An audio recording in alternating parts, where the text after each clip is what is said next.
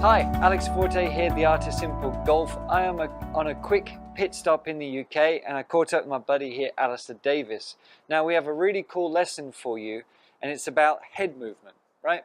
And what you see a lot of times and what I see is golfers basically keeping their head down, and it just kills so many aspects of the golf swing, right? Yeah. What problems is keeping the head down and keeping the chest down? Just how does that disconnect us? How does that kill consistency, power, and all that? Well, all of those really, but the main thing for me is when you keep your head down too long, it really restricts you to transfer your energy into the golf ball and beyond. Yeah. And it also makes your radius of your golf swing shorten, which affects contact massively. So the guys that kind of top the ball and then get scared and think, okay, I need to keep my head down longer, and their buddies are all saying to them, you lifted your head. So it's actually compounding the issue. So when you say the radius, what do you mean on that?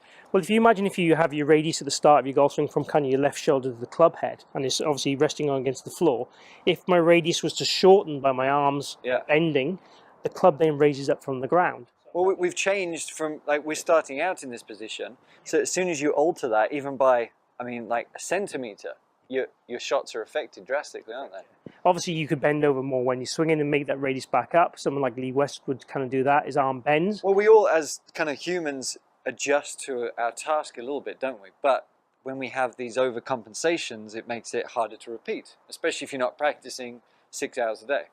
Yeah. So what we tend to see a lot in the lesson tee and on you know, obviously with golfers on the golf course is when they keep the head down too long, these arms then have to bend. Yeah. Because obviously there's no room for them and the body's not rotating. And when the body stops rotating, the hands then become more active because the acceleration passes through to the next link in the chain. So we get a lot of what I call club head throwaway and a lot of excessive wrist extension, which gives us very poor control of the club head from a point of view of a good player element in your kind of golf swing, if you look at that. Right.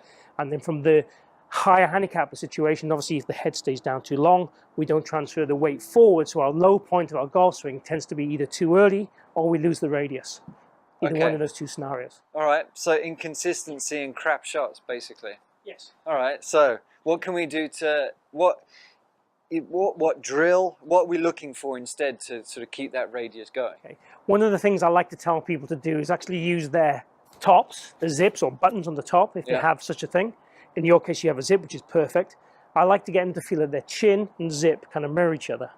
So when they're hitting the golf shot, if I stand to the side here, as I'm swinging through, I want to try and get my chin and zip to match each other and marry each other during the shot. So the drill would be a kind of half-powered swing and try and get the chin and zip to follow each other. As if they're connected. As if they're connected. And they're moving at the same pace and time. So instead of being like here where we got separation, and this is something I do, and it's something you've kind of discussed with me. It's like, I don't know why I do it, but it's something I do. Maybe it comes from tennis a little bit, but even with tennis, I would have sort of stood up. So I still think it comes from the, you know, the incorrect natural tendency we all have.